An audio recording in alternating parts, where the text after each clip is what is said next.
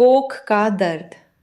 कुछ रिश्ते खून से बनते हैं, कुछ रिश्ते वक्त से, और कुछ रिश्ते उस एक पल से जब कोई आपके लिए रो देता है। चंदा की आंखों से आंसू बह रहे थे। कोख का दर्द तुम क्या जानो दीदी, पालने पोसने से ही कोई अपना नहीं हो जाता। सुबीरा जड़वत खड़ी रह गई। पर यह कहानी यहाँ से शुरू नहीं हुई थी। पिंकी को बचपन से ताई जी और ताऊ जी ने पाला था। अलग कमरा, सफ़ेद चादरें, ताई जी के हाथ का खाना और ताऊ जी जो रोज़ रात आकर पूछते, बेटा कोई तकलीफ़ तो नहीं। सब कुछ था, पर एक टीस थी, देखना एक दिन मैं अपनी असली माँ के पास जाकर रहूँगी। और वो दिन आया।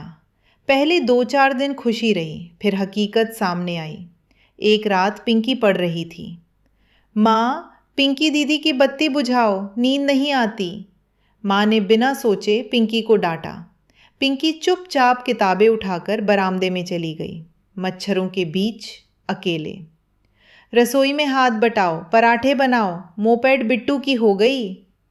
कॉलेज पास ही है, पैदल क्यों नहीं चली जाती। ताऊ जी फलों की टोकरी लाए, सब ने खाया। पिंकी की प्लेट में बचे बस 4 पिचके अंगूर।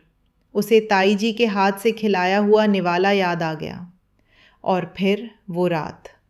पिंकी ने दरवाजे की ओट से सुना, पिंकी की शादी कर दो, सारा झंझट खत्म, बिट्टू के लिए जगह भी हो जाएगी। झंझट। जिस माँ के लिए वो पूरी जिंदगी तड़पती रही, वो उसे एक झंझट समझ रही थी। अगली सुबह घर में सब सो रहे थे। पिंकी ने सामान समेटा। मैं चलूँ क्या? पिता ने पूछा। नहीं, मैं रास्ता देख आई हूँ।